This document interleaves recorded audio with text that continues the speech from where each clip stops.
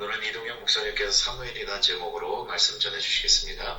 지난 한 주간도 잘 지내셨죠?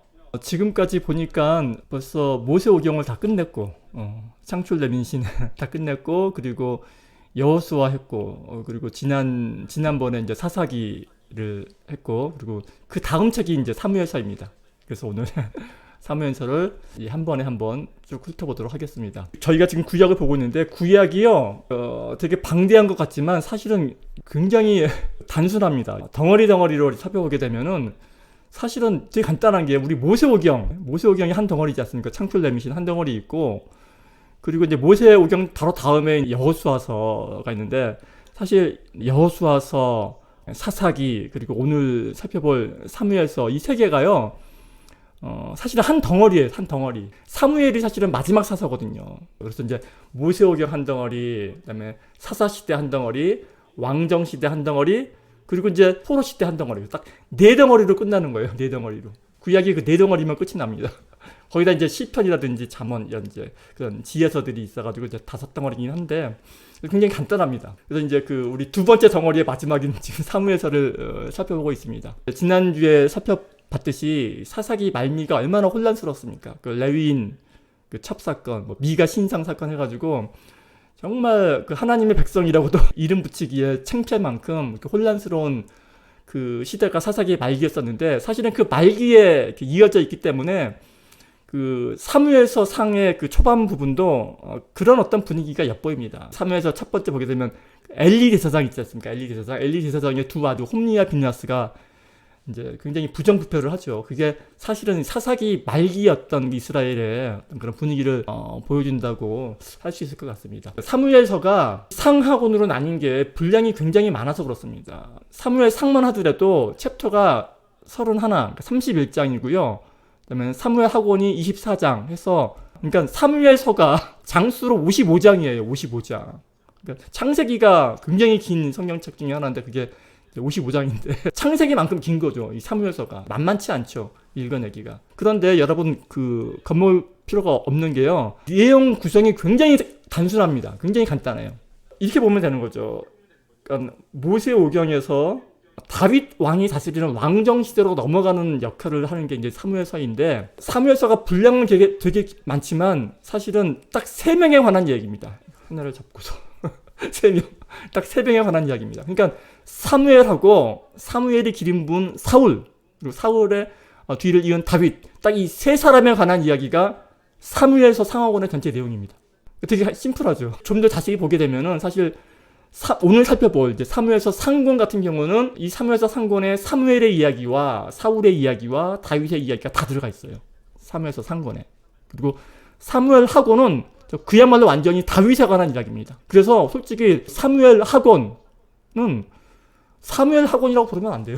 그냥 다윗기라고 해도 그게 맞습니다. 다윗기가 맞아요. 그래서 이제 우리가 성경을 이제 익숙하지 않으신 분들은 구약 성경에서 다윗에 관한 얘기가 굉장히 많지 않습니까? 다윗에 관한 이야기를 찾으려고 열왕기를 피시는 분들이 있어요. 왕들의 이야기니까 열왕기 피시면 안 됩니다. 다윗에 관한 이야기는 사무엘 하곤 보셔야 됩니다. 그래서 이제 사무엘 상권이 보세요. 사무엘과 사울과 다윗에 관한 이야기라고 했는데, 그 첫 번째 덩어리가 1장부터 7장까지 있고, 두 번째가 이제 8장부터 16장, 그다음에 다윗에 관한 이야기가 17장부터 이제 31장 끝까지 이렇게 세 덩어리로 있습니다. 첫 번째 덩어리를 우선 살펴보게 되면은 사무엘에 관한 이야기니까 사무엘의 출생서부터 그의 부르심과 그의 사역들에 대해서 기록하고 있겠죠. 두 번째 덩어리는 이제 사울의 이제 왕으로 기름 부음 받은 그런 내용과, 그리고 이제 사울이 어떻게 그 왕위에서 물러나는가, 이제 그 내용들이 이제 두 번째 파트에 자세히 기록되어 있고, 나머지 파트에는 다윗이 또 어떻게 그 목동의 신분에서 왕으로 기름 받고 또 사울에게 쫓겨댕기고 어떤 이런 내용들이 이제 기록이 되어 있는 거죠. 이 사무엘 상권이 기록된 그 연도가요, 그러니까 사무엘 상권에 나와 있는 그 많은 사건들이 굉장히 많은데, 이 사건들은 약 한 40년의 기간 동안에 발생한 일들을, 그러니까 40년에 걸쳐서 일어난 일들을 기록한 것이라고 합니다. 좀 더 정확히 말씀드리자면은 BC 기원전 1040년서부터 1000년까지 기원전 1040년서부터 1000년까지의 이 40년 어간에 일어난 일들이 이제 사무엘 상군에 기록되어 있다 이렇게 보시면 되는데 뭐 이런 것까지 알 필요가 있나 이렇게 하실 텐데 알 필요는 없습니다. 근데 이게 뭐 알아두면 되게 재밌는 게 이 기원전 1000년이라는 게요 되게 재밌는 연도인 것 같아요. 기원전 1000년 예수님이 태어나시기 전에 1000년 기원전 1000년 외우기 쉽지 않습니까? 근데 기원전 1000년이 다윗이 등극한 해라고 이제 그렇게 보시면 돼요. 세계사적으로 보게 되면은 우리가 이제 중국 역사에 이제 익숙하니까 그 중국의 유명한 그 왕이 주나라 무왕입니다. 주무왕. 주무왕이 기원전 1000년 딱 찍으면 딱 찍히거든요. 주무왕은 모르더라도 그 유명한 우리 그 강태공 있지 않습니까? 주무왕의 그 아버지가 주문왕이거든요. 문왕이 강태공을 그 만난 그 이제 강태공 이야기. 나만 신났나? 예. 이런 얘기 알고 있습니다. 아재인 거죠. 예. 그러니까 주나라 문왕이 강태공을 만나던 시기에 이제 사울과 이제 다윗 이런 일들이 일어났다. 그렇게 저는 그렇게 보니까 이게 참 친근하게 잘 느껴지더라고요. 쓸데없는 얘기였습니다. 첫 번째 덩어리 이 사무엘에 관한 이야기 중에서 뭐니 해도 유명한 이야기가 사무엘의 출생에 관한 이야기겠죠. 한나. 웬만한 산부인과 이름은 다 한나 산부인과지 않습니까? 왜냐면은 출생에 예. 그러니까 한나의 기도. 그 사무엘의 아버지가 엘가나인데 엘가나의 두 아내가 있었지 않습니까? 한나와 분인나. 분인나는 아이를 많이 낳는데 한나는 아이를 하나도 못 낳아. 그러니까 맨날 분인나한테 구박받다가 얼마나 서러웠든지 날이면 날마다 성전에 올라가서 하소연을 하는데 이게 얼마나 속이 상했든지 그 하소연하는 모습이 꼭 그 술주정하는 것처럼 보여서 그 제사장 엘리가 왜 대낮부터 술 처먹고 회폈는가 이렇게 하죠. 그러니까 술 먹은 거 아니에요. 쌓인 게 많아서 그래요. 이제 그러면서 이제 서원을 하죠. 아들을 낳게 해주시면은 하나님께 이제 나실인으로 바치겠다고. 그래서 얻은 아들이 사무엘이죠. 그게 이제 사무엘의 출생 스토리입니다. 그래서 사무엘은 낳자마자 이제 제사장 실로에 있는 법궤가 모셔져 있는 실로에 그 제사장 엘리에게 맡겨져서 거기서 이제 키워지게 되죠. 그래서 이제 한나가 이제 그 사무엘서 초반에 유명한 게 한나의 기도, 한나의 노래. 한나의 노래가 신약으로 넘어가면 마리아 찬가의 그 영감을 준 그런 노래들. 굉장히 유명한 내 영혼이 주님을 찬송하고 내 마음이 나의 구원자 하나님 안에서 기뻐 뛰니 그분께서 하나님께서 당신의 종의 비천함을 굽어 보시기 때문이다 라는 이 한나의 노래가 굉장히 유명하죠. 사무엘의 출생 이야기와 더불어서 이제 그 또 기록되어 있는 게 제사장 엘리의 두 아들입니다. 그러니까 제사장 엘리한테 사무엘이 맡겨져서 키우는데 그러니까 사무엘은 엘리의 제자인 거죠. 엘리의 아들들이 홈리와 비느하스입니다. 의도적으로 이 둘이 비교가 되죠. 이 세습된 이 사제인 홈리와 비느하스의 부정부패가 굉장히 심했죠. 그래서 이제 그 부정부패한 내용들이 보면 읽어보시면 재밌습니다. 한번 읽어보세요. 자세하게 기록이 되었습니다. 어떤 식으로 부정부패를 했는지. 이와는 반대로 사무엘이 건실하게 자라는 모습이. 저는 이제 이걸 읽다가 보면은 이 교회의 세습 문제가 이게 어제 오늘의 일이 아니구나. 예나 지금이나 마찬가지구나. 권력을 가진 종교인의 자녀들의 어떤 이런 모습들은 그런 걸 좀 봤고 하여튼 이런 상황 속에서 그 사사기 때처럼 이스라엘 백성들이 하나님을 떠나서 혼란스러울 때 항상 외적의 침입이 있죠. 사무엘 때는 블레셋입니다. 블레셋. 이때 블레셋이 쳐들어와요. 이게 사무엘상 4장입니다. 근데 여기서 이제 이스라엘은 에베네셀이라는 곳에 진을 치고 블레셋군은 그 아벡이라는 곳에 진을 치고 서로 이렇게 대치하고 전쟁을 하는데 여기서 이스라엘이 대패를 합니다. 4,000명이 죽어요. 정신이 번쩍 나죠. 그러니까 사사기의 패턴입니다. 사사기는 근데 울면서 회개하고 하나님 다 달려갔잖아요. 근데 이때는 이스라엘 백성들이 회개라기보다는 뭔가 이 하나님의 능력은 알았던 것 같아요. 주저주른 건 있어가지고 우리 선조들의 하나님이 대단하신 힘이 있어가지고 항상 구해주셨는데 그래서 이제 그 하나님이 모셔져 있다라는 그 실로의 그 법궤에 가서 법궤를 들쳐매고 나옵니다. 우리 하나님 모시고 나가면 그러면 승리할 수 있을 것이다. 근데 이제 뭐 이기기는커녕 거기서 오히려 3만 명이 죽습니다. 3만 명이 4,000명이 죽어서 법궤를 모시고 나왔는데 이번에는 3만 명이 죽는 아주 초대표를 당하죠. 그래서 이때 그 엘리의 두 아들 그 홈리와 비나스도 이때 전사를 하고 이때 죽습니다. 이때 죽고 법궤도 빼앗기고 괜히 멀쩡히 있는 법궤 갖고 나갔다가 제사장 2명 죽고 법궤 빼앗기고 이 소식을 후방에 있던 엘리가 듣죠. 법궤 빼앗겼답니다. 그리고 두 아드님께서 전사하셨답니다.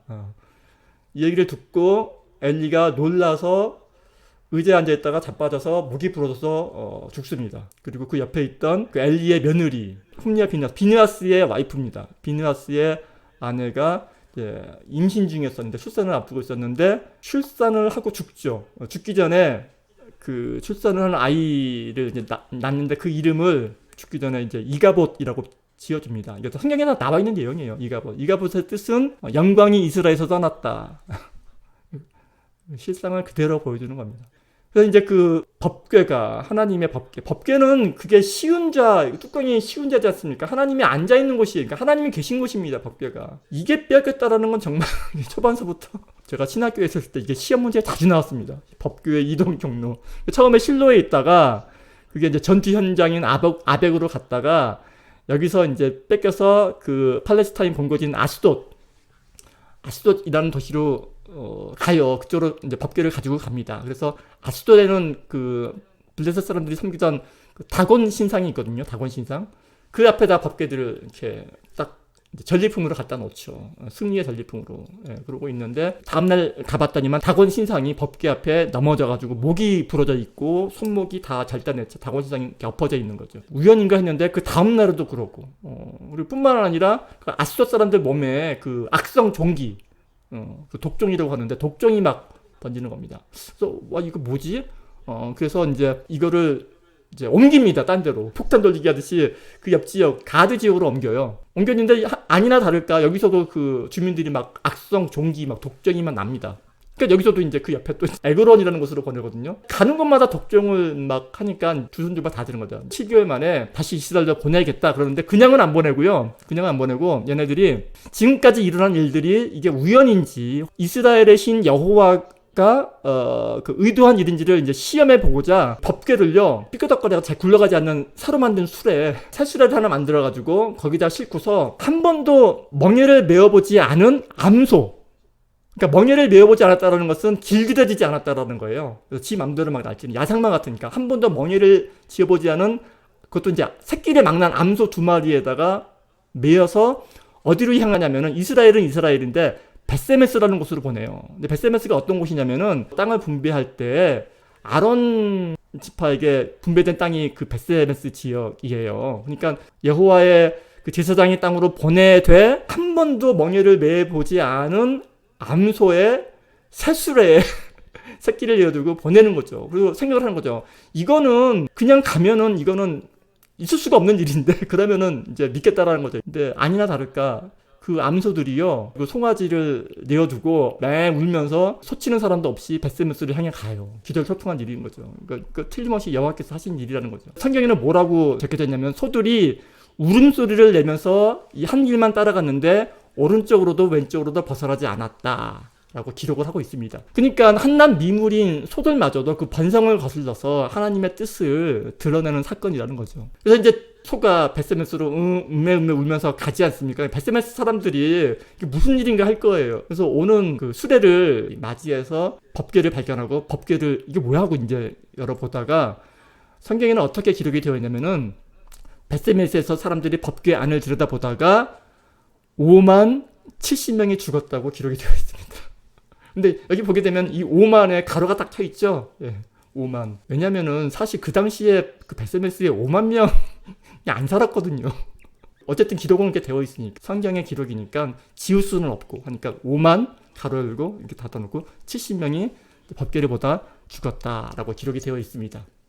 그러니까 뭐 무서워서 어디 뭐 법궤 근처나 가겠습니까? 그러니까 거기서 그 벳세메스 사람들도 기란 여아림으로도 보내버려요. 그래서 기란 여아림에서 아비나답이라는 사람의 집에서 법궤가 20년 동안 보관되는데 거진 방치된 거나 다름없습니다. 그러니까 실로에 있던 법궤, 하나님의 법궤가 지금 기랏 여아림이라는 곳에서 한 개인의 집, 그러니까 그 아비나답의 집에서 지금 20년 동안 이렇게 보관되어 있는 거죠. 그 상태입니다. 그렇게 20년의 시간이 지나는 동안에 이제 사무엘을 보게 되면 홈리와 비나스가 죽고 유일한 그 엘리의 후계자인 사무엘이 이제 통치를 해나가는데, 사무엘은 정말 정통 하나님의 부름받은 자답게 백성들을 인도하죠. 그래서 이스라엘 백성들을 미스바로 모읍니다. 미스바. 그래서 영적 대각성 운동을 벌입니다. 그러니까 민족의 회개 운동입니다. 그러니까 저 어렸을 때 보게 되면 무슨 뭐 이렇게 미스바 대각성의 영적 대붕괴 이런 걸 많이 봤던 기억이 나요. 그래서 미스바가 뭐지? 미스바 저거 뭐 아이스크림 이름인가? 지금 이렇게 보면은 미스바가 지명입니다. 그래서 일을 한 거죠. 그 영적 최초로 이스라엘 전역의 전 지파를 대상으로 영적 대각성 운동이 일어났던, 그때 그 미스바 그 회개 운동 때 이스라엘이 회개하고 또 바알과 아세라 신상을 다 깨고 회개를 하면서 그 하나님의 언약을 다시 지킬 것을 다짐을 하죠. 그러니까 이 지도자의 힘이, 한 사람 지도자의 힘이 얼마나 큰지, 그의 영향력이 얼마나 지대한지를 알 수 있는 그런 대목입니다. 그런데 그 항상 패턴을 보게 되면 이렇게 영적인 깨달음이 있고 난 이후에는 반드시 그 믿음을 시험하는 일이 항상 그 뒤따릅니다. 항상 패턴이 그렇습니다.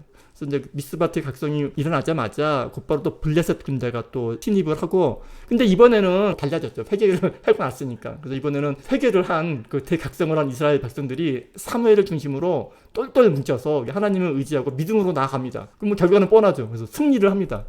그래서 이제 사무엘이 승리를 한 이후에 돌을 하나 취해서 여호와께서 여기까지 우리를 도우셨다 하고 그 이름을 에벤에셀이라 이제 이렇게 하는 대목이 나옵니다. 저 고등학교 때 그 되게 유명했던 그 기업 중에 건설회사, 의류회사인가? 신혼 에벤에셀. 기억나시면 아재입니다, 아재. 제 또래인데. 신혼 에벤에셀. 아, 이름 참 멋있다 했는데 그 에벤에셀이 지금 이 에벤에셀이더라고요. 그래서 이제 그 이후로 사무엘이 이스라엘을 다스리는데 해마다 베델과 길갈과 미스바를 순회하면서 이스라엘을 다스렸다고 이렇게 나오는 거죠. 그러니까 이게 첫 번째 사무엘에 관한 이야기입니다. 사무엘서의 첫 번째 덩어리, 사무엘에 관한 이야기. 두 번째 덩어리에서 이제 사울이 등장을 합니다. 두 번째가 이제 8장서부터 이제 16장까지인데 8장 첫머리에 어떻게 나오냐면은 사무엘이 늙음에 이렇게 나와요. 늙었으니까 자기 아들한테 그 사사직을 물려주죠. 근데 참 아이러니한 게 엘리의 두 아들이 홈리와 비나스이지 않습니까? 자기 스승 엘리의 두 아들이 홈리와 비나스가 그토록 망나니 짓을 해가지고 말아먹었는데 사무엘도 별반 다르지 않아요. 사무엘의 아들이 그 요엘과 아비야 이 둘인데 얘네들도 똑같아요. 그러니까 정말 이 힘 있는 종교 지도자의 그 세습은 이건 뭐 정답이 없는 것 같습니다. 이 당시 정말 사무엘은 존경했지만 그 백성들도 그의 아들들은 못 받아줬던 모양입니다. 그래서 이 백성들이 주변 국가들처럼 강력한 왕을 요구합니다. 왕을. 사무엘은 사실 하나님이 다스리는 나라인데 우리 이스라엘이 이게 말이 안 되죠. 그래서 야 니네들 저기 왕 세우면은 그거 니네들 아들들은 군대에 끌려가고 또 너희 딸들은 또 그들을 위해서 밥을 해야 되고 빨래를 해줘야 되고 또 세금도 내야 되고 그래도 할래? 그래도 원해? 그러니까 백성들이 뭐라고 합니까? 그래도 왕을 원한다고. 그렇게 해서 백성들의 원대로 등장하게 된 왕이 사울왕이죠. 근데 사울을 보게 되면요, 사울의 특징을 이제 성경이 어떻게 소반에 설명을 하냐면 사울은 베냐민 지파라고 설명을 하고요, 또 키가 크고 인물이 좋았다고 설명을 합니다. 묘사를 합니다. 이 말은 이제 어떤 의미가 있냐면은 이게 철저하게 사울은 사람들이 뽑은 왕이라는 거예요. 사람들의 판단에 의해서 사람들의 입맛에 맞는 왕이라는 거죠. 왜냐면은 그 사울이 베냐민 지파라는 것은요, 그 바로 전 사사기에 가장 말썽을 부렸던 그 지파가 베냐민 지파지 않습니까? 베냐민 지파. 그 지파 때문에 지금 온 이스라엘이 지금 난리를 쳤는데, 그 베냐민 지파 중에서도 사울은 또 기브온 족속이에요. 베냐민 지파 중에 기브온 족속. 기브온 족속 하게 되면 생각나실지 모르겠지만, 여호수아서에서 그 진멸을 명했을 때, 그 가나온 족속 중에서 그 기브온 사람들이 자신들은 가나온 족속이 아닌 척하고서 여호수아를 속여요. 그래서 이제 살아남는데, 그래서 그때 이제 이스라엘 민족이 편입이 되거든요. 원래는 이스라엘 족속이 아니었는데, 그러니까 하나님의 말씀을 철저하게 순종치 못한 결과로 편입된 족속이 기브온 족속인데, 사울이 지금 그 베냐민 지파 중에서도 기브온 족속이라는 거죠. 인간이 보기에 정말 보기 좋은 키 크고 잘생긴 사람이라는 거죠. 어쨌든 이 미스바에서 그 영적 대각성이 일어났던 미스바에서 사무엘이 마지막으로 사울을 왕으로 이제 기름 붓죠. 선포를 합니다. 백성들은 되게 좋아합니다. 되게 좋아하고 마침 사울이 첫 왕이가 됐을 때 그의 이제 그 리더십을 시험할 수 있는 기회가 이제 벌어지는데 그때 마치 암몬 족속이 침입을 해요. 암몬 족속이. 그래서 암몬 족속이 그 야베스 길앗 사람들을 포로로 사로잡습니다. 이스라엘의 야베스의 길앗 사람들을 포로로 잡고 그 굉장히 끔찍한 황당한 요구를 합니다. 그들한테 오른쪽 눈을 다 빼라. 오른쪽 눈을 다 빼버리고 왼쪽 눈으로 농사 짓고 해서 세금 바쳐라. 이런 잔인한 명령을 하죠. 그러니까 오른쪽 눈을 빼라는 소리는 뭐냐면은 당시에는 전투를 할 때 방패를 들지 않습니까? 근데 방패를 들 때 왼손으로 방패를 들고 오른손으로 창을 드는데 방패를 딱 들게 되면은 멀쩡한 왼눈을 가리게 되죠. 그리고 오른쪽 눈을 빼버렸으니까 안 보이니까 싸울 수가 없는 거예요. 싸울 수 없는 겁니다. 그리고 한쪽 눈이 있으니까 농사는 지을 수 있죠. 농사는 지어서 세금을 맞춰라. 이래서 이스라엘 사람들이 후탄했을 때 사울이 가서 대승을 거두고 야베스 길앗 주민들을 구합니다. 그래서 영웅이 되죠. 그래서 그 길갈에서 공식적으로 이스라엘의 왕으로 추대를 받고 되죠. 이게 그러니까 이때가 사울이 40세입니다. 40세. 그런데 이제 이때가 사울의 최전성기입니다. 정점. 이때 정점을 찍고 이후로 사울의 몰락 이야기죠. 사울의 몰락 이야기. 그게 이제 그 두 번째 덩어리를 계속하는 겁니다. 그래서 이제 이 사울이 승리한 그 여세를 몰아서 블레셋과 이제 또 전쟁을 벌이죠. 그런데 여기서 어떤 일이 벌어지냐면요. 사실은 여기서 그 사울이 하나님으로부터 그러니까 버림을 받게 되는 왕권을 박탈당하게 되는 그 계기가 벌어지는데 블레셋은 만만치 않은 적들이거든요. 그래서 굉장히 힘겹게 싸우는데 블레셋 그 군대가 쳐들어 올라오는데 거진 위기 상황인데 제사를 드려야 되는데 이 전세를 엎어야 되는데 사무엘이 아직 안 올라온 거예요. 진지까지 안 올라온 거예요. 그러니까 급한 거죠. 사울이 판단을 내립니다. 그래서 자기가 이제 제사를 드립니다. 제물을 잡고 하나님께 그 제사를 올려요. 제사를 딱 끝내자마자 그때 사무엘이 딱 마침 딱 와가지고 이게 뭐 하는 겁니까?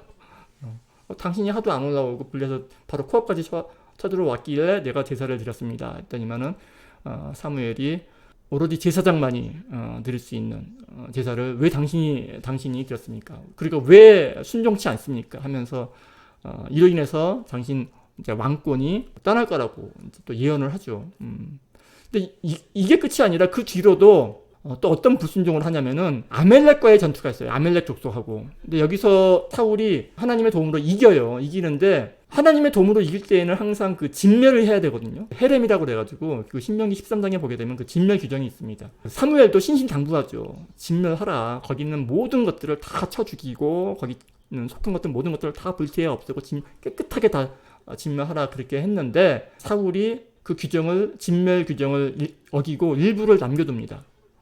사람들은 다 죽이고 다 했는데 거기서 보이는 그 정말 살진 그 뭐 송아지, 소, 기름진 양 뭐 이런 것들은 좀 남깁니다. 아깝잖아요. 프리미엄 소고기들인데.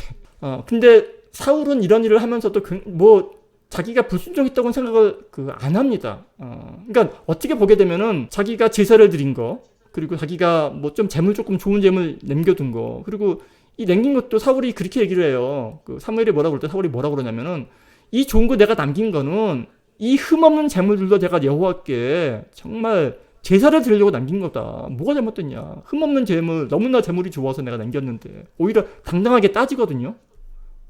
자기는 뭐가 잘못한지 잘 모르는 거예요. 그리고 이런 일들로서 왕위를 박탈한다라는 그 사무엘의 말이 이해가 안 갔을 겁니다. 그러니까 사울의 입장에서 생각해 보면 여러분 한번 생각해 보세요. 제사 드린 문제만 하더라도 아니 이게 평상시가 아니고요. 전쟁 상황입니다. 일촉즉발의 전쟁 상황이에요. 초능을 가늠하는 그런 상황 속에서 블레셋 적군들은 밀고 올라오는데 근데 제사만 드리면 이길 수 있다며. 근데 제사장이 없어. 어떻게 해요? 누구라도 제사를 지내면 되잖아요. 그러니까 자기가 제사를 한 거예요. 뭐 잘못됐나? 이렇게 생각을 한 거죠. 그 진멸 규정도 사울이 안 지킨 게 아니에요. 진멸했어요. 거기 있는 사람들 싸그리 다 죽였다니까요. 다 죽이고 그리고 뭐 하찮은 뭐 이런 무슨 뭐 양소 다 죽이고 제일 좋은 거 좀 죽이기 아까운 거 왜? 제사 드리려고 누구한테 여호와께. 근데 그것 때문에 자기가 저주를 받고 뭐 그러니까 이게 뭐 이해가 안 되는 거죠. 사울의 입장에서. 근데 뭐가 잘못됐냐면은 여기서 사울의 잘못은 크게 세 가지입니다. 첫째는 철저하게 자기 중심적인 생각을 하고 그 생각에 따라 행동을 한 거예요. 자기 생각인 거예요. 자기 생각. 두 번째는 자기가 한 행동의 의미를 몰라요. 자기가 왜 제사를 지내야 하는지, 그리고 진멸을 하라고 했으면 왜 진멸을 해야 하는지 그 의미를 몰랐다는 거죠. 그러니까 하나님의 뜻에는 관심이 없고 그저 그 신약에서 바리새인들 율법 지키듯이 안식일 지키라니까 무조건 안식일 지키듯이 그 율법, 그러니까 하나님의 뜻을 헤아리기는커녕 그 명령을 그냥 마치 율법 지키듯이 문자적으로만 지키려고 했다는 거죠. 두 번째 잘못이고, 세 번째는 뭐냐면은 순종의 의미를 몰랐어요. 순종의 의미. 자신은 순종을 한다고 했는데 참된 순종이 어떤 건지를 몰랐다는 겁니다. 순종은요, 자기가 보기에 좋은 것을 해드리는 게 아닙니다. 순종이란, 하나님이 말씀하신 순종이란 하나님의 뜻과 내 뜻이 서로 상충될 때 내 뜻을 버리고 비록 내 뜻이 옳다고 생각이 되어도 내 뜻을 버리고 하나님의 뜻을 따르는 것이 순종인 것입니다. 그죠? 내 생각에 내가 보기에 좋다고 하나님 보기에도 좋은 것은 아니라는 말씀입니다. 이게 오늘날 우리 교회에서도 가장 많이 저지르는 실수가 사실은 바로 이 실수가 아닌가 합니다. 오늘날 정말 화려한 예배당, 세계 최고 수준의 파이프 오르간 굉장하게, 그러니까 우리가 보기에 이것으로 정말 하나님이 영광 받으실 것 같잖아요. 왜? 우리 보기에 좋으니까. 실제로는 어떻습니까? 오히려 그러한 예배당의 화려함으로 인해서 오늘날 우리 기독교가 욕을 먹고 있는 부분이 얼마나 많아요. 생각할 부분이 참 많은 것 같아요. 근데 이런 실수는, 한 가지 이게 위안인지 아닌지 모르겠지만, 이런 실수는 비단 우리만 저지르지는 않습니다. 보면은요, 그토록 믿음의 영웅이라고 우리가 칭송하는 다윗도 사실은 이 화려한 성전을 건축하려 했습니다. 근데 하나님께서 말리시죠. 역대기에 보게 되면은 이런 설명이 나와요. 그러니까 다윗이 하나님께 이제 전쟁을 다 이기고 나서 정말 하나님께 감사한 마음으로 성전을 지어드리고자 했을 때 하나님께서 말리십니다. 근데 그 이유를 어떻게 그 역대기에서 설명을 하냐면은 이렇게 설명을 해요. 다윗의 손에 피가 많이 묻어서 살죽을 많이 해서 너는 네 손으로 네 대에는 성전을 지을 수 없다. 이런 식으로 말을 합니다. 그리고 이제 그 아들인 솔로몬 때에 가서 성전이 완성이 되죠. 근데 이거는 그 고지고대로 그렇게 받아들이시면 안 됩니다. 왜냐면은 다윗의 손에 피가 많이 묻어서 그 성전을 지을 수 없다 그러면은 솔로몬도 마찬가지거든요. 솔로몬도 왕이 오를 때 자기 그 형들 다 죽이고 다 숙청하고 만만치 않거든요. 그러니까 이러한 설명은 사실 성경의 그냥 표면적인, 그러니까 성경적인 서술일 뿐입니다. 다윗이 성전을 못 짓고 솔로몬 때 비로소 성전을 지은 그 이유는 이게 좀 다른 얘기긴 하지만 성전 자체는요, 그게 그 하나님의 안식을 의미합니다. 그러니까 평화를 의미를 해요. 그 평화를 상징하기 때문에 다윗 시대에는 아직 그 대적들이 다 진멸되지 않았고 그 물리적인 평화가 완성이 되지 않았기 때문에 성전을 지어도 의미가 없는 겁니다. 전쟁통에는 성전을 아무리 지어도 성전으로서 의미를 찾을 수가 없기 때문에 지을 필요가 없다고 말씀하신 거예요. 그렇지만 솔로몬 때는 이미 다 평정이 되거든요. 솔로몬이란 말 자체가 평화지 않습니까? 샬롬이지 않습니까? 그러니까 그때는 비로소 성전 건축을 허락을 한 것도 의미가 있으니까. 그렇지만 그 이후에도 그 화려했던 그 솔로몬 궁전 다 파괴되지 않습니까? 돌 위에 돌 하나도 남겨지지 않고 다 파괴되고, 또 지어도 또 파괴되고, 신약에 와서 헤롯 대성전 지어도 또 파괴되고. 그러니까 하나님께서 우리가 생각하는 것처럼 좋은 집 지어 드리면 좋아하시는 그런 분이 아니죠. 근데 우리는 그렇게 생각하지 않죠. 우리 보기에 좋은 것도 하나님께서 좋아하실 거라고 누가 생각해요? 우리가 생각하고. 사울이 그랬다는 겁니다. 순종이란요, 지금 제가 순종은 자기 뜻대로 행하는 게 아니라 하나님 뜻대로 행하는 게 그 순종이라고 했는데, 반대로 말하면 불순종이란 하나님 뜻이 아닌 내 뜻대로 하는 게 불순종이지 않습니까? 근데 이런 불순종에도 두 가지가 있어요. 수동적인 불순종과 능동적인 불순종, 이 두 가지가 있습니다. 그러니까 수동적인 불순종이라 하면은 순종을 보류하는 거죠.